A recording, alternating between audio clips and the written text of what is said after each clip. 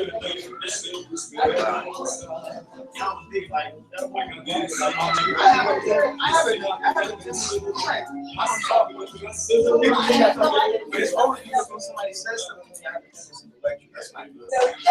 everybody.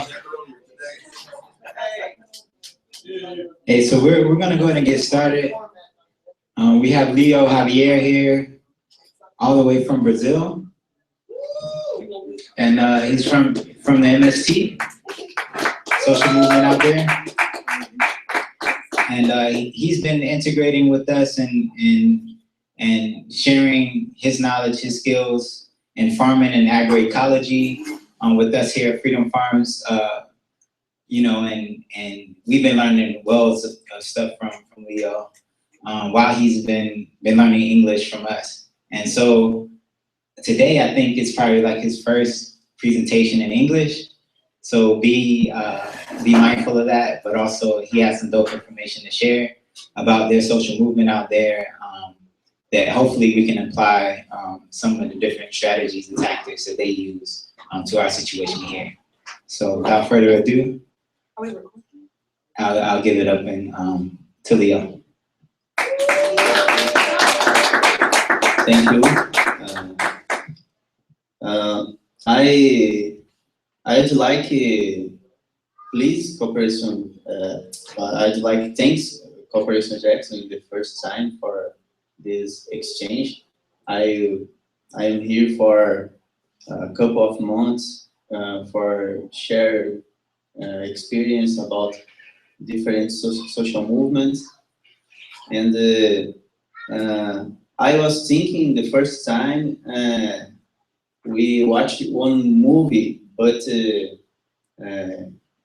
talking with Brandon, we think it's better use this time for presentation and conversation, because movie people can watching in other moments. So I prepare one presentation with some texts and some pictures, because my English is not so good. So you need a little patience, and if you can't understand something, please tell me, and I can repeat or talk for another way. And in discussion, I need you speak clearly and slowly, for I can understand too. So with this difficulty, we can understand each other. Okay. So the first time, a little information about the situation in Brazil. This is Brazil's map with different regions. The characteristics of each region. North region in Brazil is the characteristic is the forest, Amazon River, and this is one important characteristic of that region. This region is one region more industrial, like São Paulo. São Paulo is one city on have more industrial. This here is the capital, Brasilia. This region is one region where agribusiness is very strong, very big landowners. This region have one occupations by a lot of immigrants of Europe, like German, Poland, Italian. And this region is one region on the happen drought, and it is poorer region of Brazil. So there's a little information about the our country.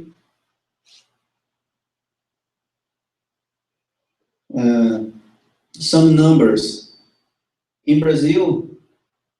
0.9% of the population owns 60% of the country's wealth, while 50% of the poorest Brazilians own only 2% of the wealth. So is the wealth in Brazil is concentration.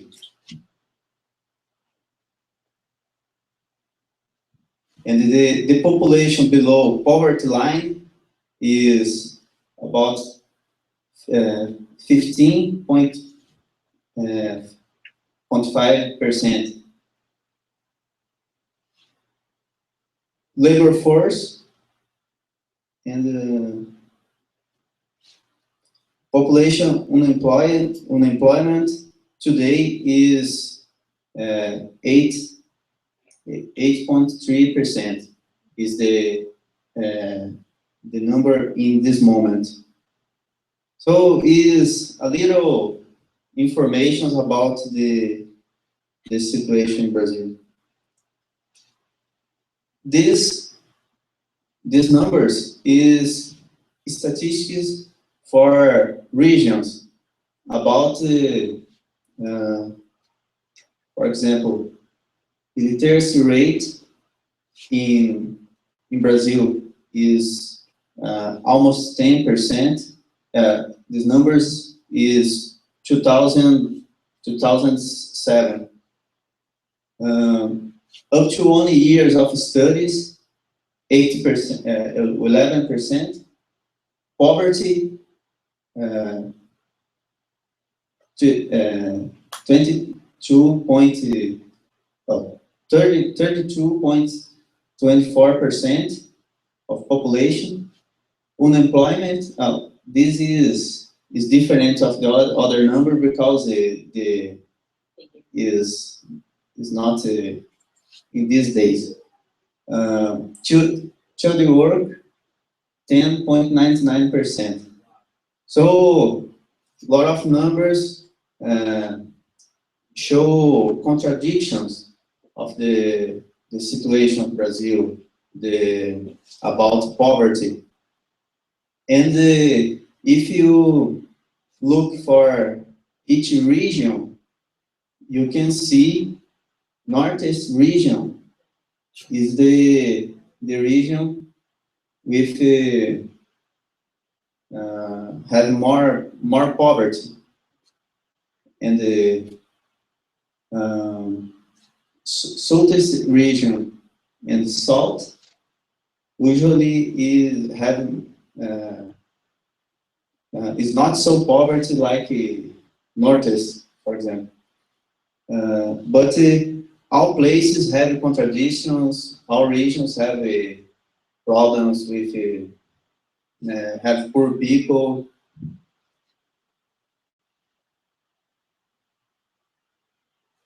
And about the situation in rural areas, these numbers is important for we look.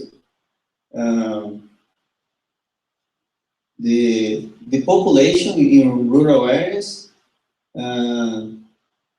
population employed in agriculture, and total rural population in 1970 and to 2006. The population in rural areas is decreasing. So is happening in Brazil one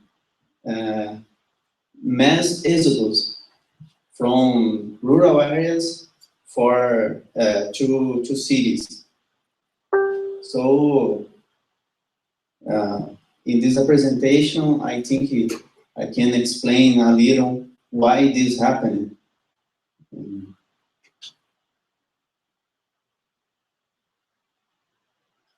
So for understand a little about agriculture in Brazil and the situation in the rural areas, some numbers about land concentrations. Brazil have wealth concentrations, and in the rural areas, land concentration is a historical problem in Brazil. Brazil has the highest level of land concentration in the world, behind only Paraguay, where Brazilian landowners or latifundiários are settled. I will use sometimes landowners or big landowners, and sometimes latifundiários. Latifundiários is one word we use in Brazil for refer to big landowners. So if in some moments say latifundiários, you can understand. Just 1.6% of Brazilians landholders or latifundiários control 46.78% of the nation's privately owned land. So a few people with almost of the land.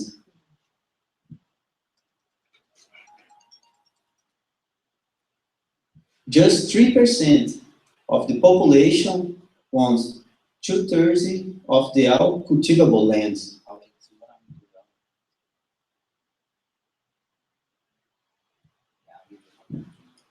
And the small farmers and campesinos, here is important talk about that word too, because in Brazil we say in Portuguese we say camponeses or campesinos.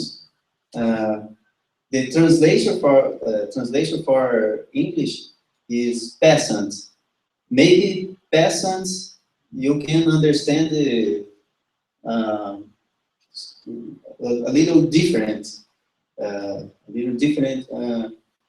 but so small farmers or campesinos or peasants, because we understand campesinos or peasants is people who live in the land and they raise foods in the first time for our families, and they have one relationship, one strong relationship with the land, with the nature.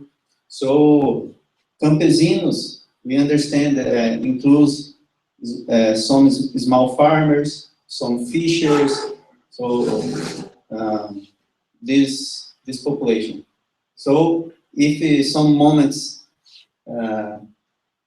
we use campesinos or peasants, is for refer these people, this population. So campesinos,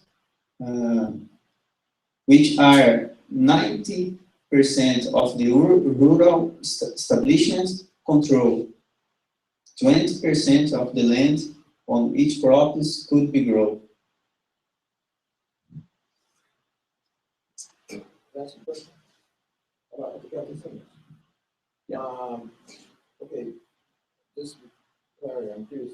It's a portion of that population, like itinerant farming. Okay, you said the portion is itinerant farmers. The portion of them, like migrants and others, do they work on the land of the big landowners? Who works on those farms that are operating? campesinos? Who works for big lands? Yes. No, no. Who works is rural workers. Rural workers. It's different. It's different. Campesinos are people. It's like small farmers. Like small farmers. Yeah. In Brazil, we have different. We understand different small farmers and the campesinos or peasants, but it is very similar. So for the people who works for big landowners, we can say rural workers, and the campesinos have your land. It's like small farmers. Yeah. 120 million hectares or to 296 million acres of the cultivable land in Brazil are unproductive, not produce or produce a little. Is only for power of some people. Some people have a lot of land. Maybe one big landowner in Brazil have land largest than one little state in United States. Not for produce. There are 2,015 million hectares, or about 6,070 million acres of state or public land, which were illegally appropriated by the latifundio. So, if we look for history in Brazil, a lot of lands are public lands, and the latifundiários or big landowners use that lands illegally. It's like land grabbing.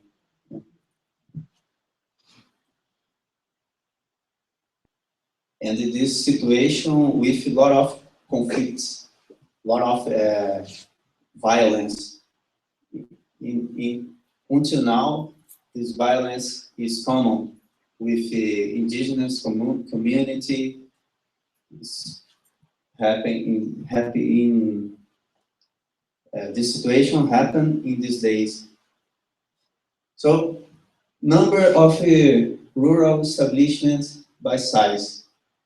In these numbers, we have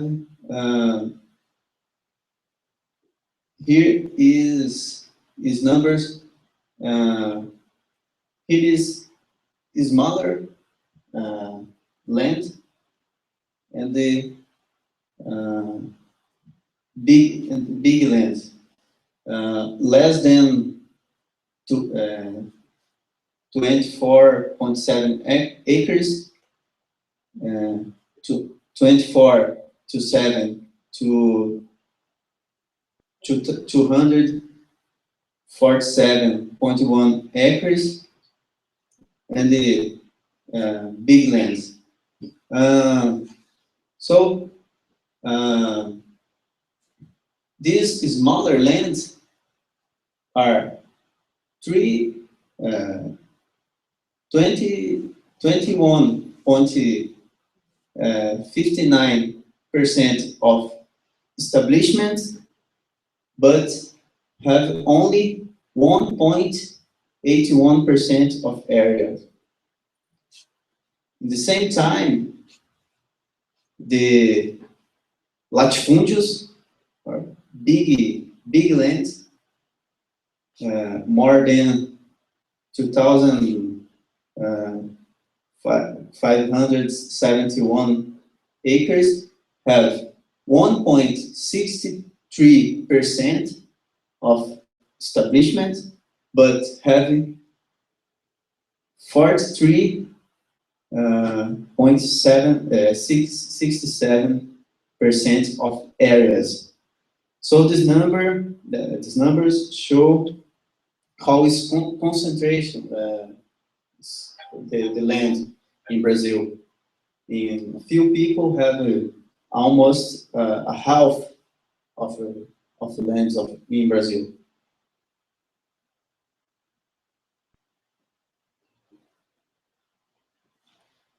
On the other side, there are more than 4.5 million landless families in Brazil, among rural workers who work in other people's lands and people who have lost their lands to the big states. Many of them were forced to leave to the countryside and ended up living in the slums of urban cities. So the latifúndio, or big landowners, forced in the same time rural workers, leave the countryside and go to the cities.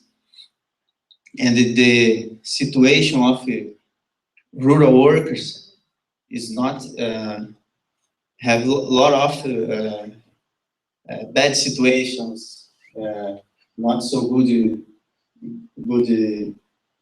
conditions of work.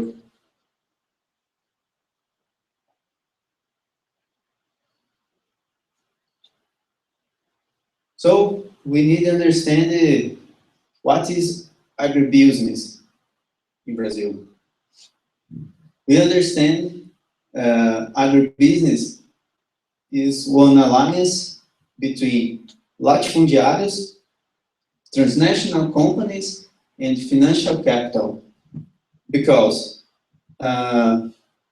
today, transnational companies control seeds, control chemicals, fertilizers, pesticides, and these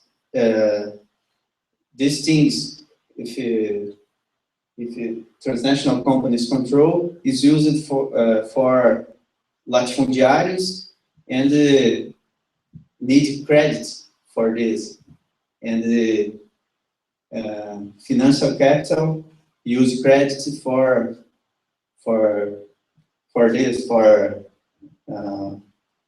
latifundiários and transnational companies. So this is agribusiness. We understand the agribusiness is one alliance between these three sectors.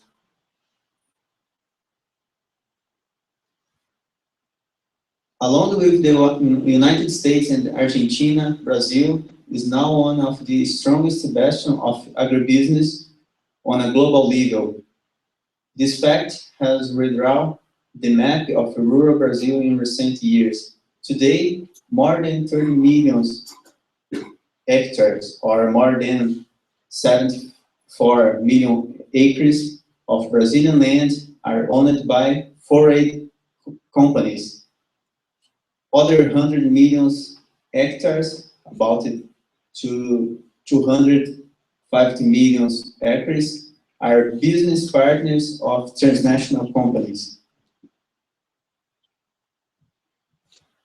The agro-exporter model based in agribusiness has increased the land concentration, imposing monocultures,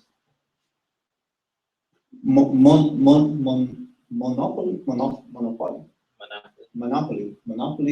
in seeds sales, the growth of genetically modified organisms, GMOs,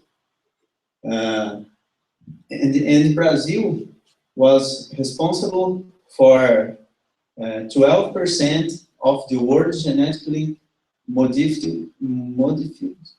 modified crops in 2007. And the use of the poison in agriculture. Today, if we divide all pesticides is using in Brazil. if we divide for the people, for population, is 1 kilo for people, for each people for year. So Brazil is the largest consumer of poison in the world. In some areas, in some places, is 5 kilos for each people. So we can see for 1 people in Brazil, do you eat your spoon of pesticide today? So,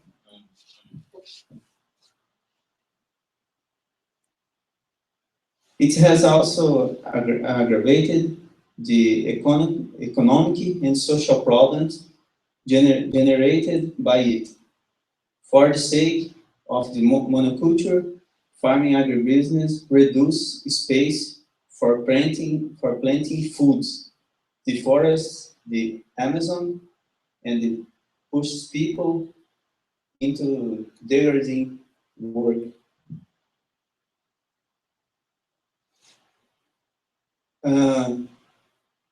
In the same time, family farms produce 85% of Brazil's food. On the other hand, agribusiness produce commodities for export, mainly sugarcane for combustion, eucalyptus for paper, and soy for animal feed in Europe. So, who feeds us in Brazil is not agribusiness. It's family farmers, it's campesinos.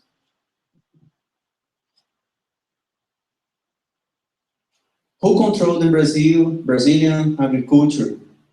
15 biggest agribusiness companies. So some companies control the sales of different like seeds, different products, different seeds, fertilizers, pesticides, and the marketing. So, and this agribusiness have one project with only some different products for our food, like corn, wheat, soy, and a little more. But so, if one campesino, usually one campesino have a lot of different foods. For example, some times ago, we organized one farm market with campesinos in one city in Brazil. In the first farm market, we had one control for to know how much different food, how much products had in that farm market, and had 60 different products. So campesinos have biodiversity, but the project of agribusiness is only some products. This in United States is visible.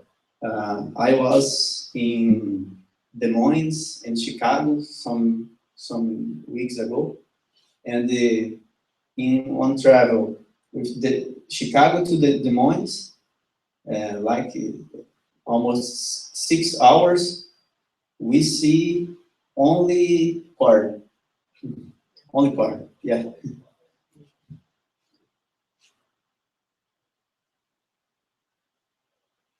And some numbers about population employed in agriculture. Small agriculture or small farmers employ 86.6% of the workers in agriculture, of the people in rural areas. And latifúndio, only 2.5%.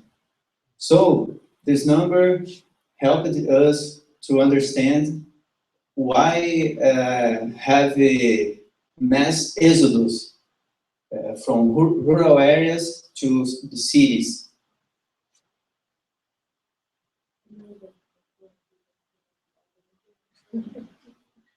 So now I will talk about MST, or Landless Workers Movement. 30 years ago, given the shameful concentration of land ownership, the Landless Rural Workers Movement, MST, was born. Landless Workers Movement was born from the concrete isolated struggles for land that rural workers were developing in southern Brazil at the end of the 1970s.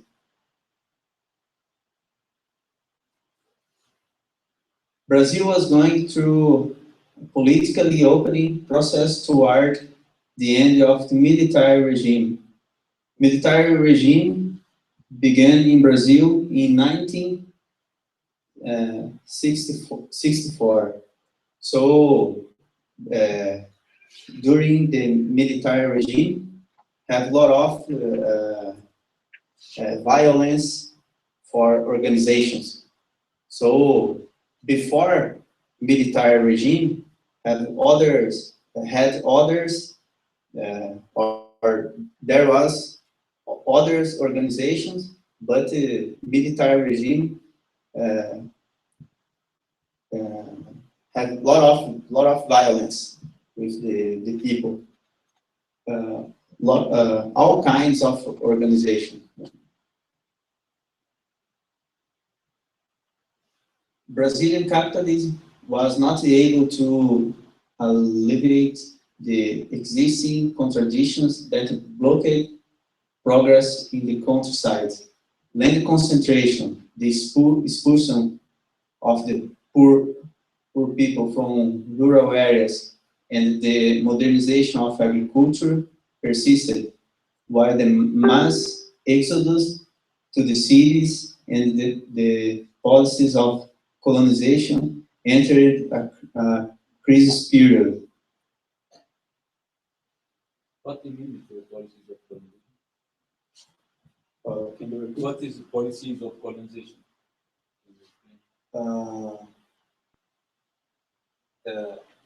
Like,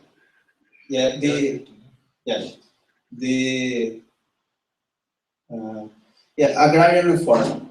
Yeah, because in this moment, before this period, before 1964, in Brazil, reforms was one discussion present, is a lot of strong in that moment. But military regime was for finished with this possibility, agrarian reform or reforms for real transformations. So these possibilities finished with the military regime in Brazil. So in this context, various concrete struggles slowly began to surface. From these developments, MST was born and structured with the Encruzilhada Natalino encampment in Ronda Alta, Rio Grande do Sul. Is in the south of Brazil.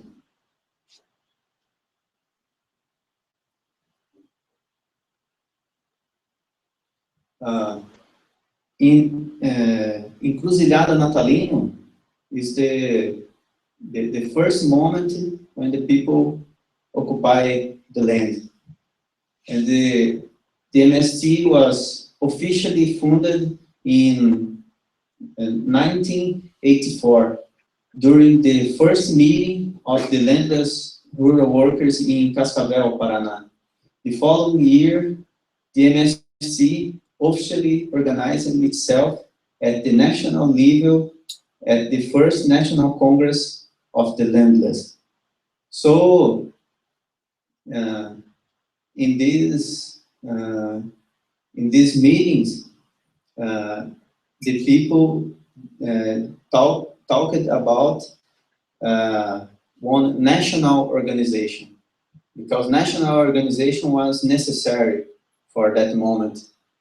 And so in this moment, MST was created officially.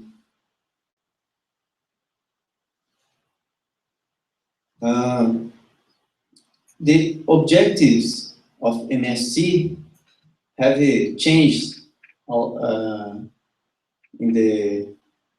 with the time. So today, our objectives are three. The first objective is struggle for land.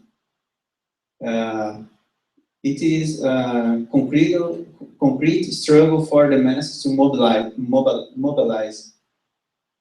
It is the first step to first objective that must be reached.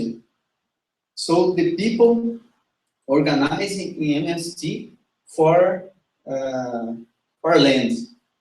I don't have land, and I want land for work, for living with my family. So is the first struggle. But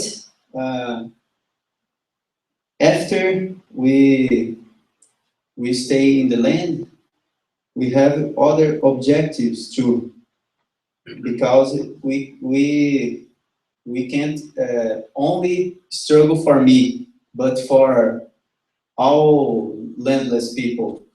So we struggle for agrarian reform. It consists of a mass land distribution to peasants, democratizing land ownership in society and guaranteeing its access, distributing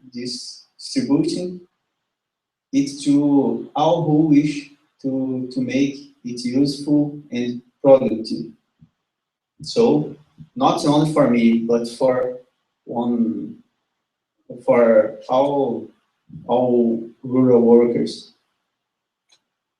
And the other objective is struggle for social transformation.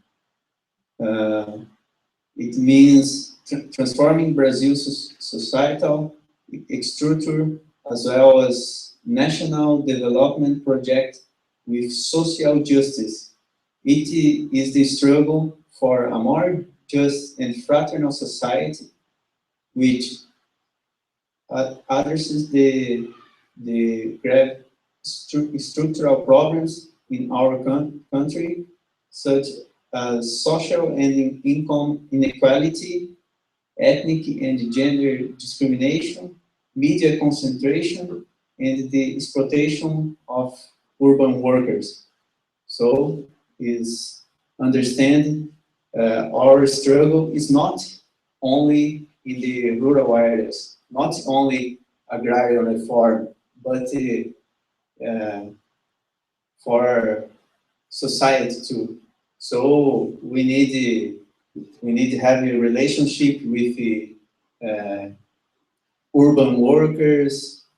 So this this objective was not clearly in the first time, but with the history, it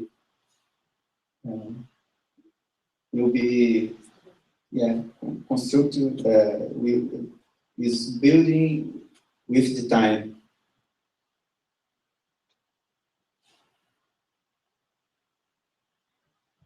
The MST, however, is not the first movement in the struggle for land in Brazil, nor is it the first in Latin America.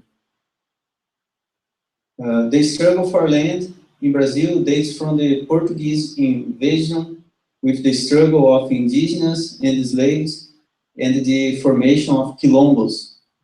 So, for example, when slaves go out, how do you say? Run away. Run away. When slaves run away, they formed quilombos. Quilombos was communities, autonomous communities, and the indigenous people too. So canudos and contestado are different experience in Brazil. At the end of the 19th century, and the peasant leagues, or ligas camponesas in Portuguese, and the master is landless farmers movement. These two less organizations is before military regime. So we had a lot of organizations in the histories, a lot of struggles. So we understand we are part of that organizations.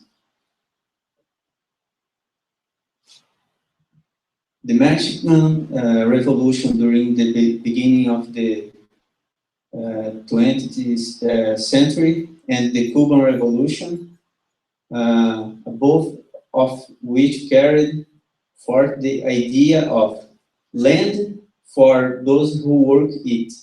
So this idea is strong in MST too, land for those who work it.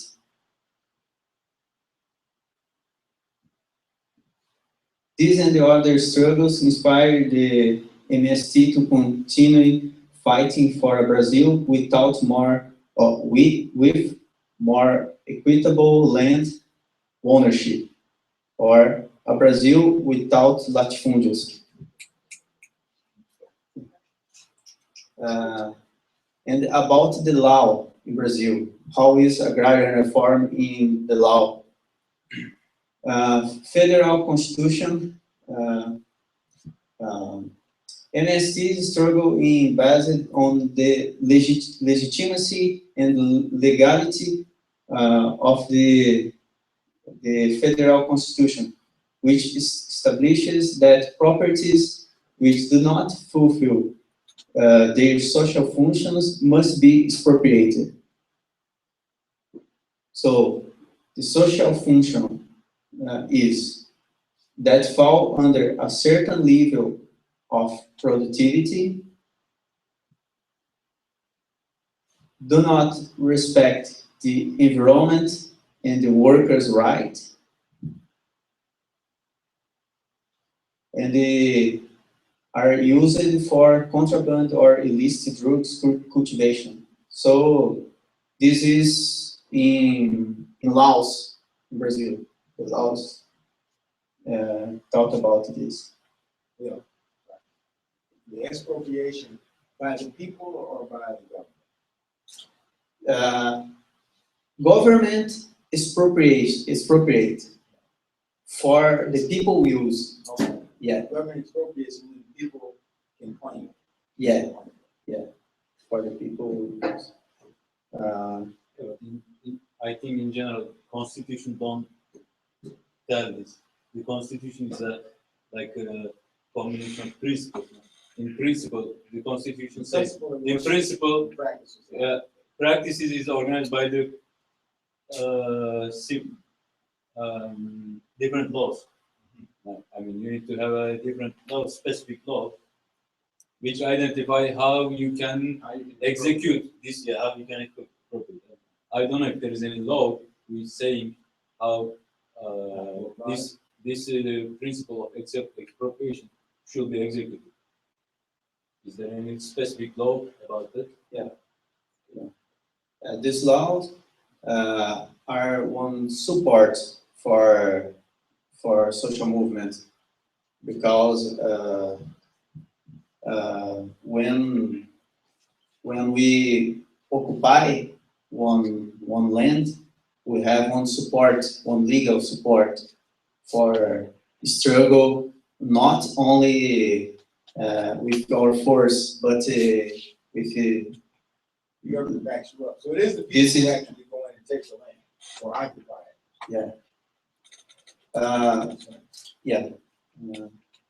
For example, if you own one land have a slave work, that land needed to be used for agrarian reform. So an example.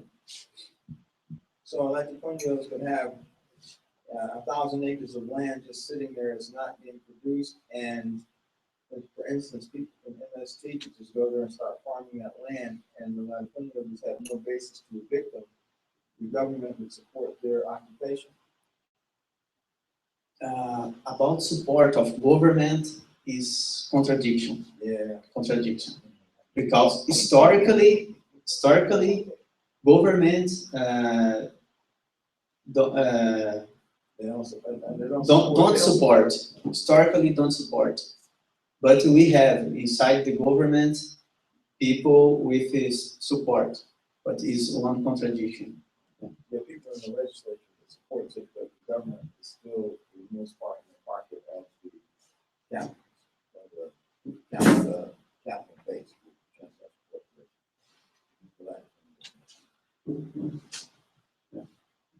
How was it possible to have this law in the Constitution in 1988? How was possible? Who put this in the Constitution? How this law was inserted? Who passed this law? Who wrote the law? Who? Yeah. This constitution, this is in the moment, this was in the moment with Brazil was going out the military regime. So was in that moment.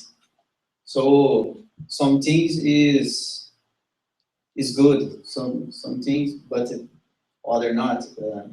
But is in that period, for we understand it in all context, in all situation, these laws were created.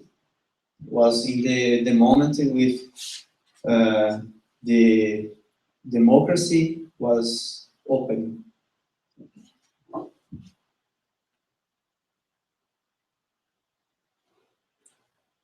Since 1984, the MST has occupied unused land where we have established cooperative farms, constructed houses, schools for children and adults, and clinics, promoted campesinos cultures and the health and the sustainable environment and the gender equality.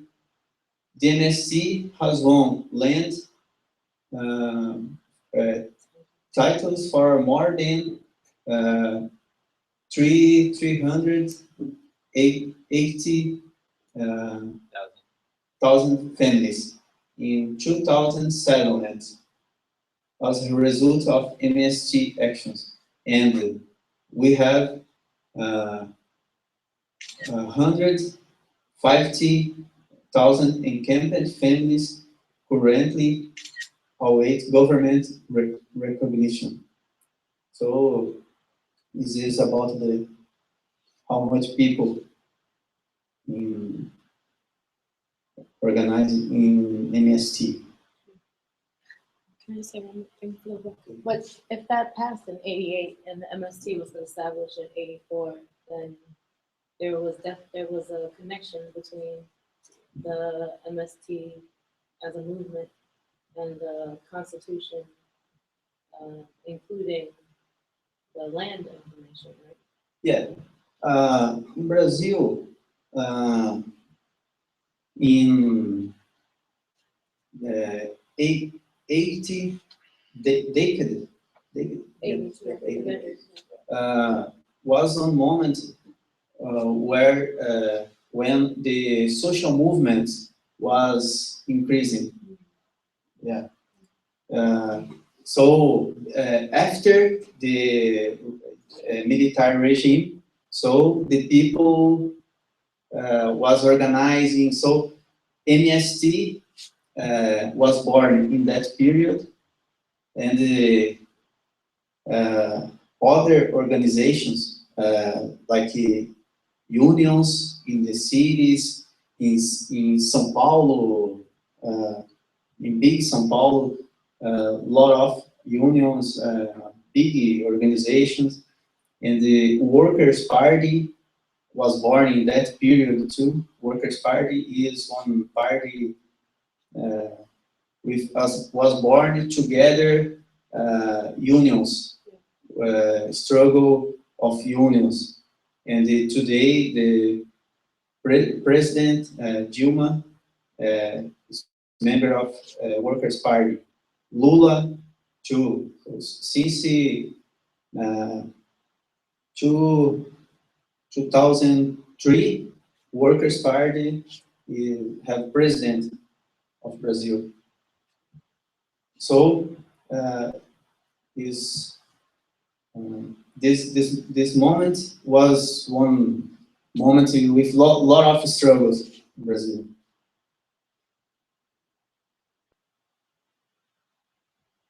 Where is MST?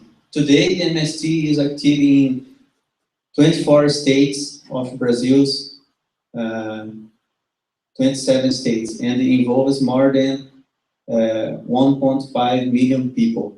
So MST is not organized only in these states.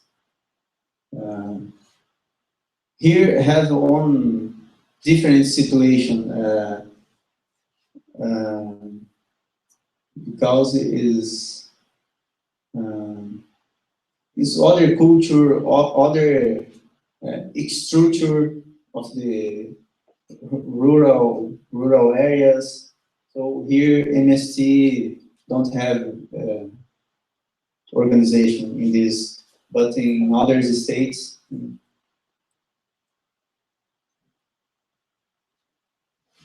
So little by little, the MST began to understand that winning land was important, but not enough. They also need access to credit, housing, technical assistance, school, healthcare, and other needs that a landless family must have met. Somehow, landless families needed to survive without very much to start with. In addition, the MST discovered that the struggle was not just against the Brazilian latifúndio, but also against the neoliberal economic model. So, some things MST was understanding with the time. From the initial work, MST went on to organize more encampments and occupations of large farms and headquarters of public and multinational entities, as well as to eliminate fields of genetically modified crops, to carry out marches, hunger strikes, and the other political actions. So we have different kinds of struggle. So the first kind of struggle is occupy land. This is the first, but we have a lot of other kinds. This picture is women's of Via Campesina in one plants. This is plants, GMO plants in a transnational company. So we have some radical actions to, or for example, this activity happened in the same time when happened on meeting for approve one GMO eucalyptus in Brazil. So this action is for blockade the GMO.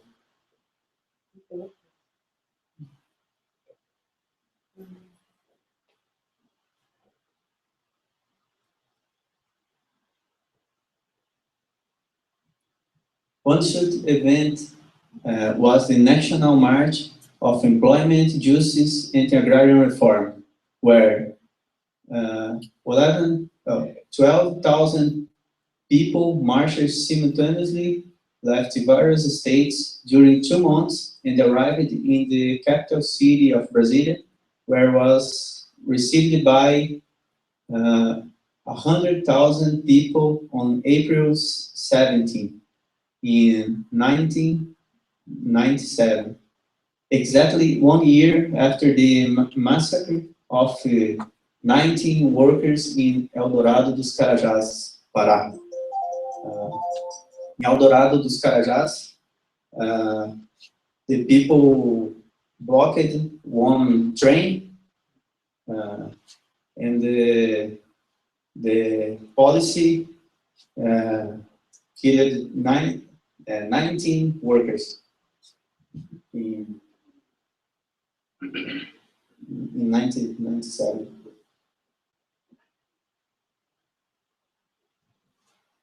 This picture is our National Congress,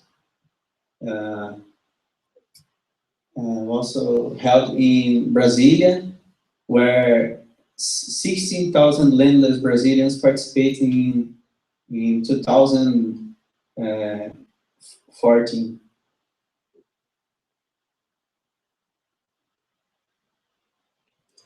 In the recent years, the agribusiness phenomenon has forced the MST to consider that traditional agrarian reform, which breaks up latifúndio and redistributes the land, is no longer sufficient. The struggle for agrarian reform, which earlier had been based solely on occupying the land of latifúndio, is now more complex. We must struggle against the capital and the domination of multinational corporations.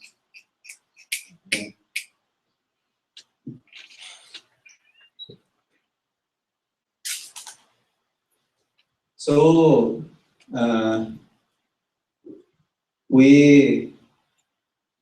how exist different projects of agrarian reform? Today we say people's agrarian reform. So, in short, the MST is organizing opposition to the neoliberal model, and the perverse agro-sport economy is a struggle for an alternative based on family-run and campesino agriculture that has the support of rural social movements, church groups, environmentalists, the 45 organizations in the National Forum for Agrarian Reform, and the widest array of representatives of rural defense, the organization of occupation of land of small and medium-sized farms. Calls for aid for 5 million agricultural families in small holding, and versus the implementations of an agrarian reform that would guarantee land to 4 million landless families. It gives priority to the production of health food without pesticides. It defends a type of agriculture that hires workers, creates jobs, and guarantees an income for rural workers, and stands for the use of environmentally friendly agricultural techniques that use conventional seeds already adapted to our country, and it is against transgenics. So our project for agriculture, we, with the time, we understand needed to be different. The project of agribusiness is this, is GMOs, pesticides, and the monoculture, and without people. This is the project of agribusiness. And our project is this, is produce food and biodiversity, and the more important, with people. Yeah.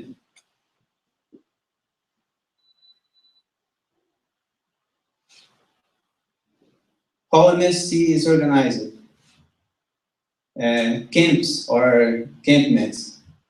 Camp is formed when the families occupy an unproductive latifúndio in order to call the attention of the government that under the constitution, that land must be expropriated for agrarian reform until the legal process of expropriation is finished. The families keep living in the area under the constant risk of being evicted either by the police or by private militias paid by the landowners. So we occupy the land because with if we not occupy, if we not struggle, agrarian reform not happen. So when we occupy, the government need to do something. So we occupy the land and begin organize the families for a lot of things. And this process for the families win the land can be a lot of years. I know camps with more than 10 years. In other situations is some years, but this is one critical moment. Some moments the police have interventions for the people go out the area. So this moment we need to be one strong organizer.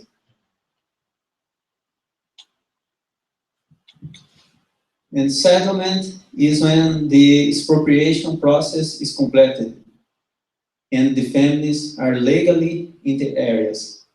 So when one area is on settlement, usually the people can be access to other politics, like credit, like technical assistance. So the situation is better.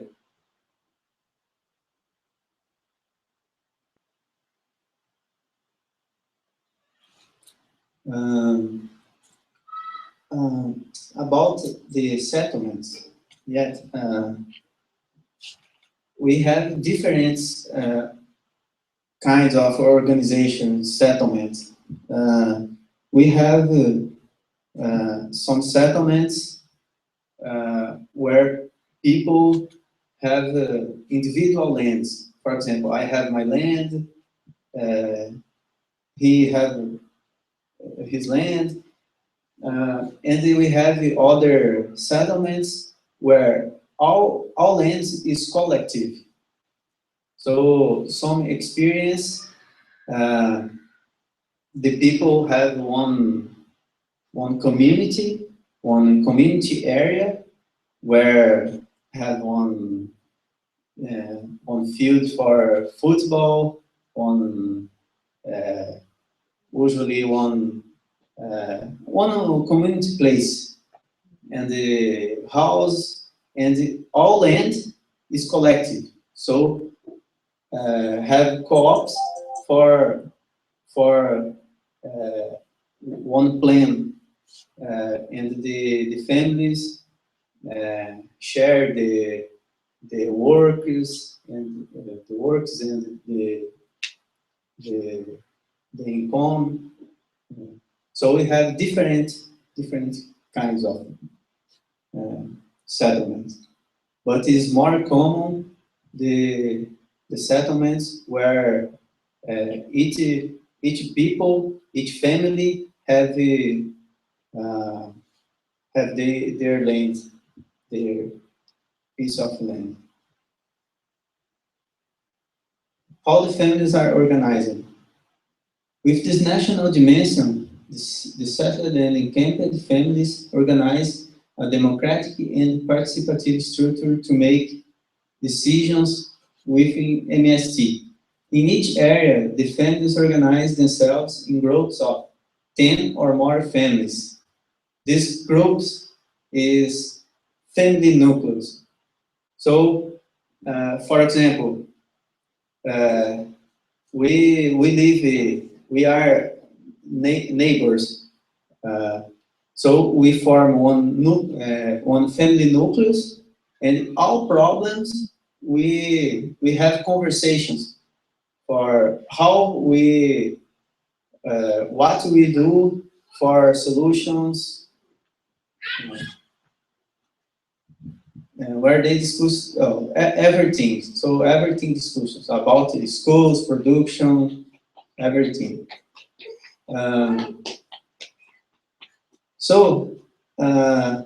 Family nucleus usually have two coordinators, one man and one woman.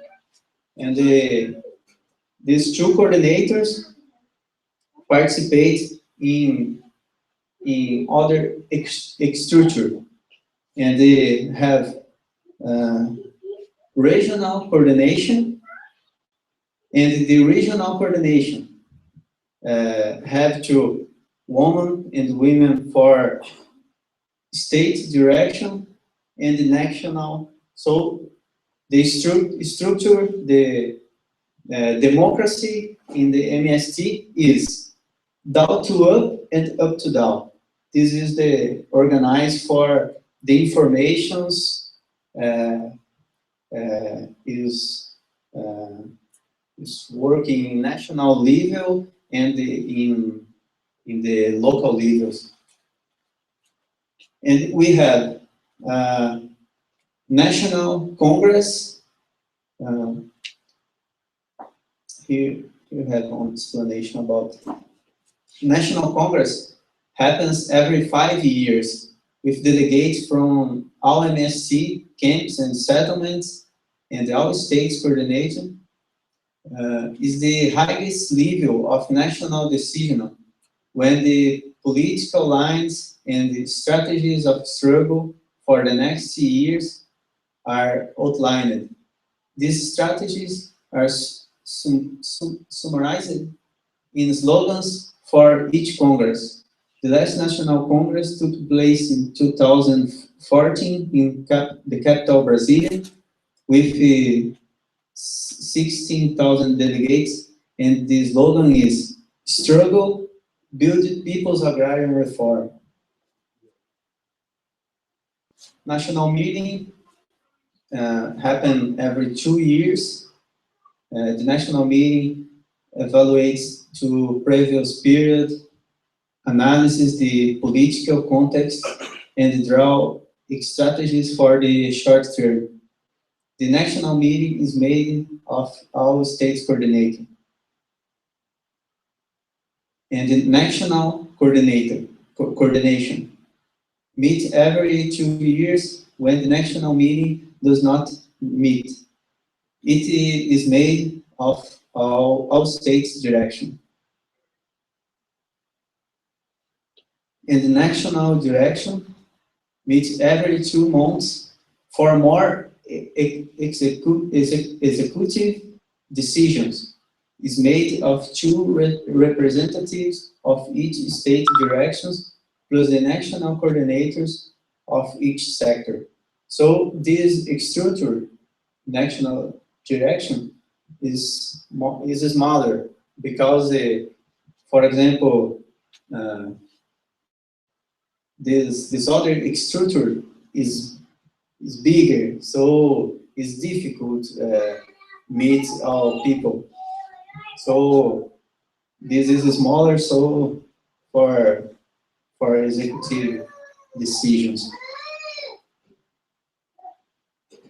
State direction made of the coordinators of each regional branch plus state sectors coordinators. Some states also have a strategic study groups, a group of about 10 people who meet for studies on the political context, which will be discussed within the state direction. So we have the sectors and collectives too. Through the creation and the expansion of the movement, we have developed an organizational structure, policies, and the projects in order to address specific demands. These areas of work, called sectors or collectives, include different points like production, cooperation, education, environment, gender, political education, health, culture, communication, human rights, youth. So for example, if we have one family nucleus, we have 2 people for collective, youth collective, for example,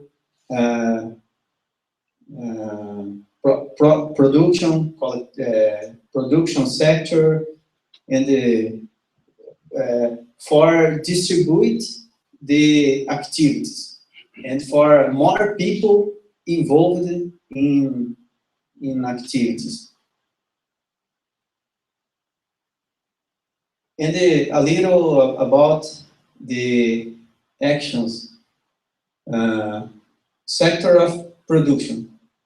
As farmer, these MST sectors reflects major organizational achievements in the area of agriculture, continuing to improve relationships among farmers and their relationship to the land and their environment. So some actions is organization of production and commercialization, cooperatives, both collectives and semi-collectives. Implement of small and medium agro-industrial food processors of fruits and vegetables, dairy, cereals, meats, confectionery. Environmental education campaign for building these settlements by planting trees, flowers, forests, and establishing gardens.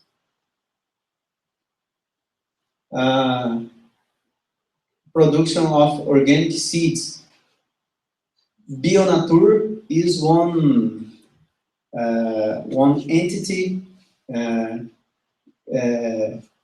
with the market organic seeds.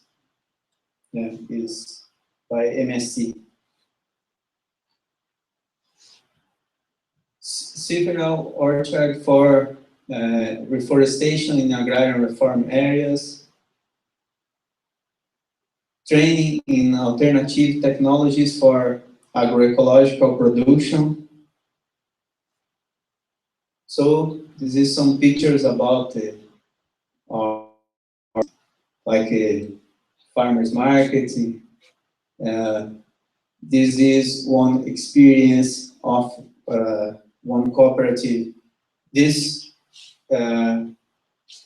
co-op began with four women, and she began making bread and cookies in one small kitchen, and today, about 10 years after, they have one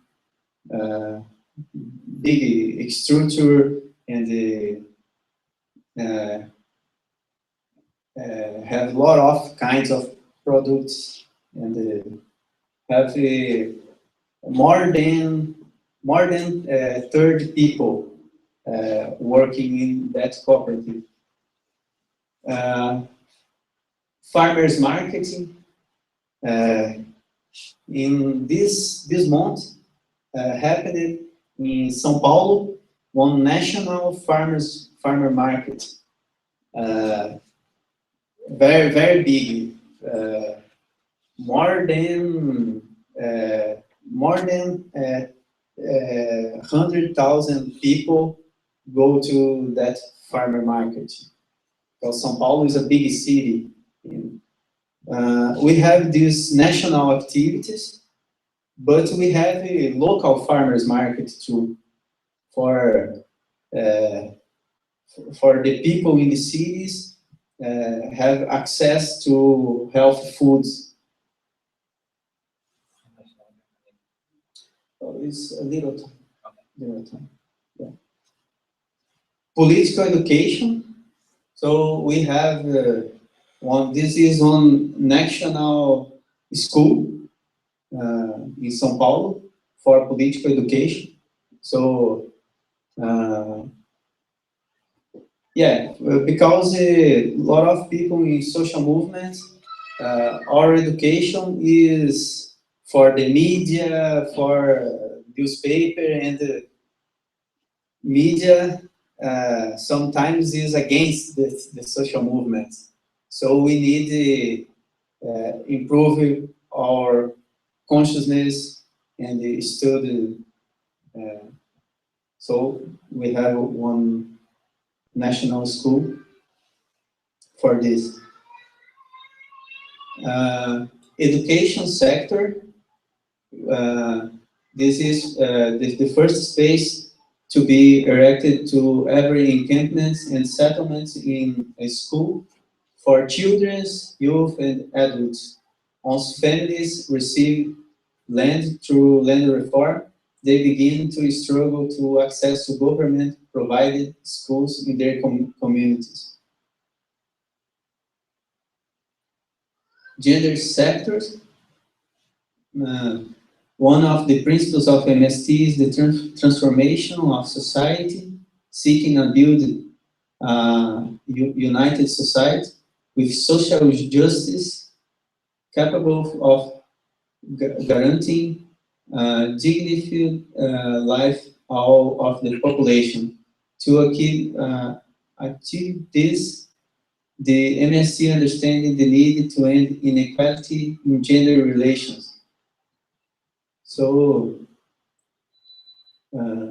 the gender sector facilitates discussion of gender relations with MST and encourages women to engage with the movement to these subjects and not merely objects of history.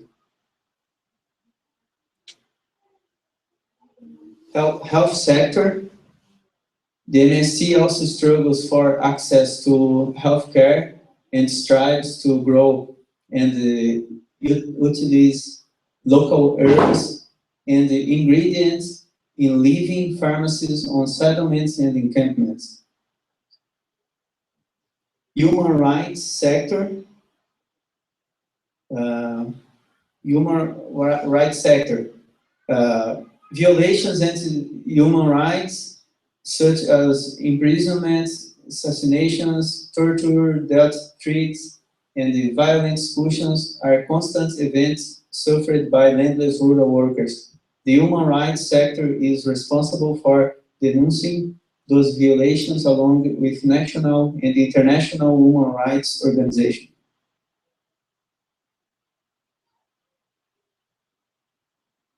International Relations Collective, or the MST, established a variety of relationships at the international level with movements and organizations that carry out popular struggles in their countries of origin. And the MST is member of Via Campesina, La Via Campesina, one social movement from 5 continents.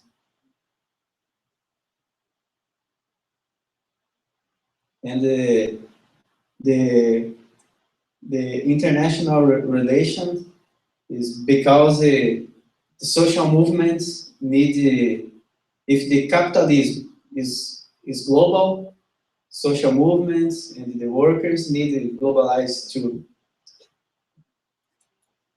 Culture collective. So we have in Brazil a lot of singers, a lot of people with for have our culture, or promote our culture. For example, before the presentation, some musics are from are by MST singers. Communication, because we have one journal or one newspaper, radios, a lot of radios for we can communicate with society, website, and the audiovisual brigade. This brigade is responsible for making videos in activities of MST. So is this.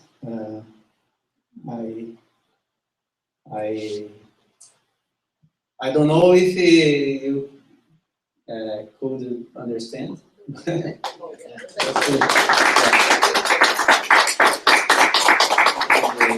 If you have some, I use it a lot of time, but if you have some contribution or question. I got a question. So, Okay. You mentioned the word transgenetics, talking about the large landowners and how they use GMOs for produce production. So, what is transgenetics? How? What is transgenetics? What is? It's GMO.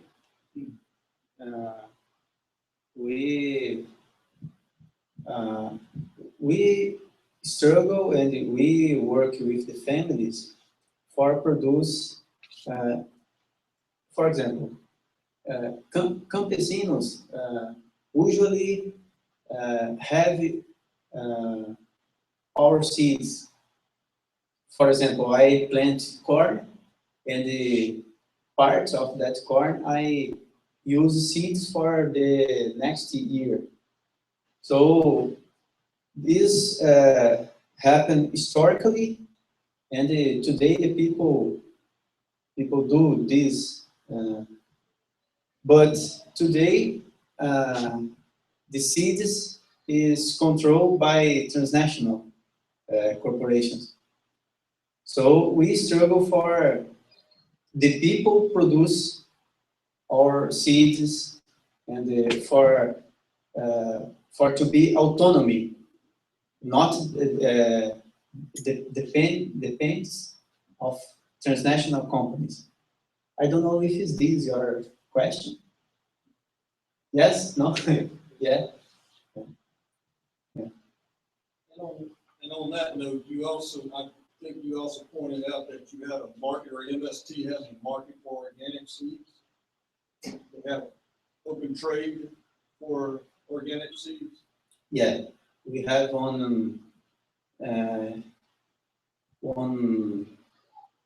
it's like one business for produce, for organize. So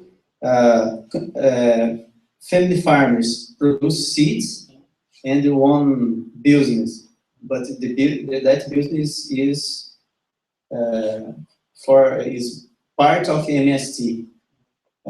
Buy the seeds and organize for distribute for other farmers. And it is organic seeds without GMO, without pesticides. Is it for just MST members or is it for anyone? Anyone. Not only MST. We have partnership with the other campesinos, other farmers. Yeah. Any more questions? We have a relation with the city workers. Yeah, we have to. MST participate in some have some relationship with other organizations from cities. So usually the leaders of MST have conversations with leaders of unions, with other social movements for build schedules, for build actions together. So it's common because we understand all workers need to be actions together. So have some. These conversations, like if you're more about how you're organizing, are you organizing by phone, computer, door to door, farm to farm? Face to face. Face to face. Face to face. And within MST, is everyone, once you're part of a nucleus of families, then does each family continue to organize? Or do you also, in addition to that, do you have many organizers? Are you an organizer within MST, for example? Can you repeat, please? I don't know. Does everyone organize That are members. that is Okay, members? okay. And then are there also Yeah, people who only organize? okay. Thank you, sorry. The idea is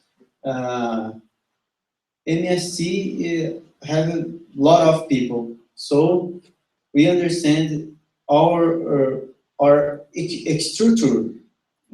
structure of organizations, or our kinds of organizations, like family nucleus, state directions, national directions, sectors, is for involved lot of people, because the idea is not one leader or some leaders struggle and involved, but all people involved. This is the idea. So the idea is every people involved, but have different levels of involved in organization. But the idea is involving more people, not only some leaders. How widely, how well known is MST in Brazil? Does everybody know about MST? Yeah, in Brazil, everybody know about MST. So actually, Includes in this moment in Brazil, we have one political situation where the right people, do you understand? Right people, have some, inclusive some people go have protests for go back military regime. So we have one situation because the president is Workers' Party, is from Workers' Party. So, for example, MST have autonomy from parties, from any parties. We have autonomy, but if we look this political situation, the president is from one left party. So some people struggle for some conservative struggles. And some days, some weeks ago, one leader of MST was in one airport, and some people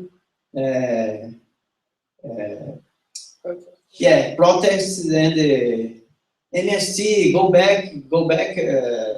go out of Brazil. So the opinion of the people is divided too, because the media is against MST. But we have a lot of work for dialogue with the society. For example, we organize marches. When we organize marches, usually we go to schools for explain to society why agrarian reform is important. So this is for the population understand our struggle. for your audio visual brigade, you have what Saki and Brandon are doing, documenting. Yeah. So usually brigade, audiovisual brigades is the members of, for example, family nucleus. Some people participating audiovisual brigades for create our videos or materials for explain to society our struggle. You have traveling through the states, doing theater as well. And how are your organizers traveling cross country? It's a large space. How we spread our struggle like this? Well, I mean, literally, are you driving? So are organizers based in cities, or do they travel all over the country? We have some offices in cities. For example, usually one state have one office. Maybe in regions have offices too, and we have a national office in São Paulo. And some leaders live near the offices, but some leaders live in settlements or encampments. So The part that you asked the question about, it said in the Constitution that if the land is not being used for socially useful purposes, that the people can appropriate it. When you look at West Jackson, how would you imagine applying that principle in our neighborhood right here? Here, this is difficult. That's Because, a very good thing to put in our yeah. human rights charter. Yeah, because I don't understand so much about the situations here. I read some things about the United States situation, but I think it is more easy for you talk about this. Bad question. Yeah. So where you're doing Yeah. how you're making it work in Brazil. But I think, yeah. How they can account if paramilitary forces are coming, guns? Yeah. When we have a conflict, we have problems with militaries. So the people and the leaders need to be attention and need think about some moments we need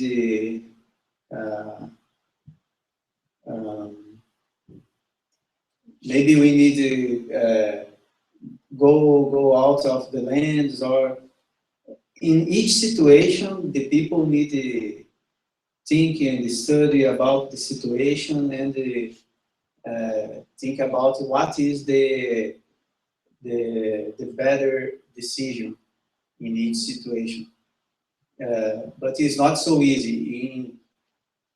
When in one encampment, the people needed to be a strong organization because usually some we have some violence, so we need all time needed to be organized for the people stay together. We need to organize for not happen bad things. So, yeah. But do they have, yeah. But is there, are there like systems or groups of people who are able to like physically defend the camps? Do they have? Yeah. So does the community defend themselves, or does MST have a network of people that can come in to help support the community? Yeah, we defend the community like encampments, defend ourselves. So organize it for example, in the night, some people stay in the highway for look if all thing is okay. Yeah. If nothing is okay, some people have attention for communicate to other people. So we need that organization. Yeah. Yeah, yeah. For one organization for safe. Yeah, we have that organization. Okay. Yeah. So they have a security. Yeah, for example. Each encampment has its own security. Every encampment has their own security organization. Yeah, we have we say discipline. You understand? Mhm. Yeah, we have one sector discipline For example, if I am not a member of MST and I want to know one encampment, it's not so, I go, Yeah. no. It's a process. Yeah, for go inside one encampment, the people look, we can't, you can't go inside with guns, you can't go inside with, in some situations, for example, with alcoholic drinks, but it is not one rule for all places, but each place build your rules. So the people build your rules. So for example, have some control for not happen bad things. So because it is one area with possibility of conflict. So we need the attention. And is there any change since Lula? Yeah. Lula came because Lula came with as a Workers' Party representative, no? And he said, okay, the things will change, the country will change. No? Yeah. And after Dilma, so since the Lula came, since the rule of the Workers' Party, is there any change in the life? Yeah, we have with the Workers' Party, we have some changes. For example, today we have 8% of unemployed, but before was 12%. Education today is better. The people have more access to graduation, for example. Some things is better. For example, international relationships of Brazil.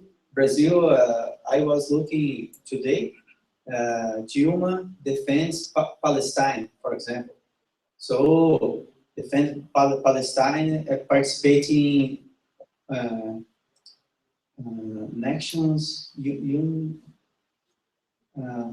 world organizations, Organizations of Nations United, right? Okay. Yeah.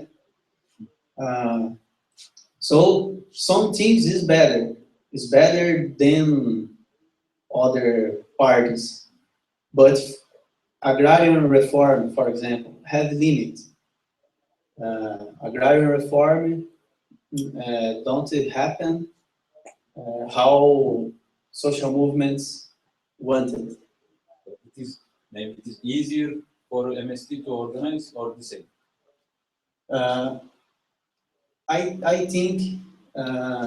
I think the violence against MST is